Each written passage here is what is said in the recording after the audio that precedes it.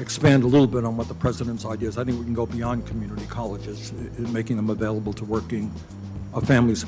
My last question is, while some of my colleagues may not appreciate it, the scientists are pretty clear that climate change is an... Hello everybody, welcome back to my channel. I hope all of you are having a great day so far. In today's video, I'll be discussing the status of the fourth stimulus check, as well as why millions of Americans may not be eligible to receive more stimulus relief money. But first everybody, don't forget to subscribe to my channel and share this video with your friends and family. On this channel folks, I always do my best in providing you guys with the most up-to-date and reliable stimulus check news. I want to see every member of my community receive a fourth stimulus check. And if you guys believe that a fourth stimulus check needs to be sent out, then let's get this video to 1,000 likes. Personal impact on Senator Manchin.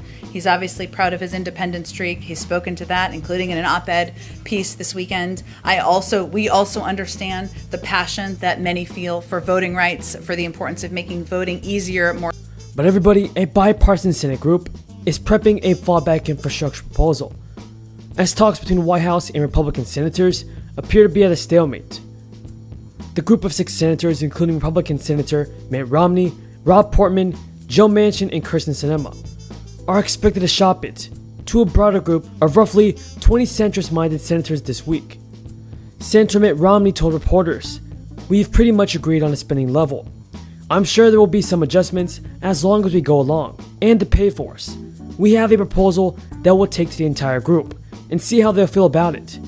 Romney indicated that the group crafting the bill could start pitching it to their colleagues during a Tuesday meeting.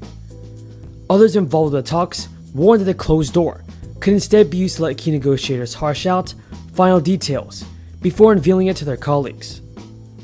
But senators involved in the bipartisan group also stressed that the details of the plan are still in flux. Now on the price tag of the bill, Senator Portman said, "We're going to meet tomorrow and talk about that." Democrats say they're at a turning point with Senator Joe Manchin.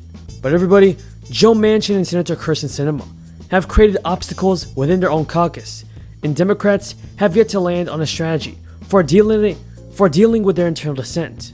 Anger is definitely building, given the difficulties to pass major structural reforms now coming from within the party. What do you think about Senator Joe Manchin, everybody? Tell me in the comments below. Now many states are offering residents a bonus of up to $2,000 for returning to work, coming as a number of Republican-led states announced they are ending federal unemployment programs. An estimated 3.7 million people will be affected by the removal of the enhanced benefits, which some business owners have blamed for a labor shortage. To date, 6 states have already introduced the cash incentive for out-of-work Americans, with more believed to be considering implementing the measure. The amount on offer and the structure of the payments vary between states. Montana was the first Republican-led state to introduce the return-to-work bonus when state lawmakers passed legislation in early May. Out-of-work residents will get a $1,200 cash incentive for completing 4 full weeks of paid work, but the state is removing the $300 per week supplementary unemployment benefit. New Hampshire and Oklahoma are the next 2 states to introduce the incentive. They both recently announced that they will be withdrawing from the enhanced unemployment benefits. Residents of New Hampshire and Oklahoma who return to work will receive bonuses worth $1,000 and $1,200, respectively. The most generous of the back-to-work bonuses can be found in Arizona, where a maximum of $2,000 is an offer for jobless residents who complete 320 hours of full-time work. The state also offers $1,000 for those who complete 160 hours of part-time work. And the first Democratic state to provide a back-to-work incentive was Connecticut, who will send a $1,000 payment to the first $10,000 residents classed as long-term unemployed who complete 8 consecutive weeks of work before the end of 2021. The most recent state to authorize the incentive was Colorado, who gave $1,600 for unemployed people who returned to work full-time in May. The program continues into June, but the amount on offer has been lowered to $1,200 provided they complete 8 full weeks of employment. The North Carolina Senate has approved legislation which provides up to $1,500 to unemployed residents who accept a full-time job. The bill is still waiting to be passed by the state's House of Representatives, after which residents will have 30 days to collect the full $1,500. After that, they have an additional 30 days to find employment and pick up an $800 bonus. On June 1st, lawmakers in New York formally proposed legislation which would give unemployed residents $1,200 for completing 4 weeks of work. In Massachusetts, Republican state senators introduced a bill that will provide $1,200 sign-on bonuses. That's all of the news in this video, everybody. If you folks found this video useful and helpful, don't forget to subscribe to my channel and give this video a like. Thank you. Thank you. Senator Grassley. Yeah, I don't have an easel, so I want to show you a 50-year history of taxes and taxes coming into the federal treasury, just to show you that your wish of getting more revenue from higher tax rates just doesn't pay off. The blue line is a 50-year history of tax rates, up and down.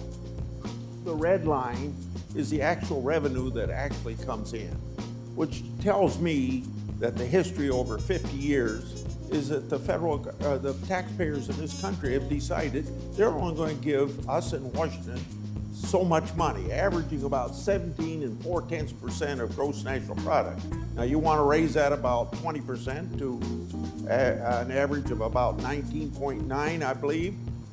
It just isn't going to happen. People are going to decide that they're going to take leisure instead of working for the government. They've decided that this is the amount of money that's going to come in. And so taking this into consideration, how do you think you're going to fund with the tax rates you get? You're suggesting that money's going to come in, but it doesn't come in. Senator Grassley, one, I think I need some of the visual aid that Senator Sanders talked about earlier, but from what I can see of the lines, I think not all, but partly can be explained by what I just talked to Senator Stabenow about. We need to make sure that we have an IRS, a government that is collecting what the tax law says we should be collecting. And some people absolutely do not pay what they're supposed to pay, not because they're staying home, because they have found loopholes that we are beginning to close in this budget. So, I think it is troubling, the line you've shown, and we are trying to do something about that to make sure people are paying what the tax law says they're supposed to pay, and it's usually the very wealthy who find loopholes that we need to close. The president, on another matter, the president's budget tries to justify unprecedented levels of spending and debt by assuming interest rates will remain historically low.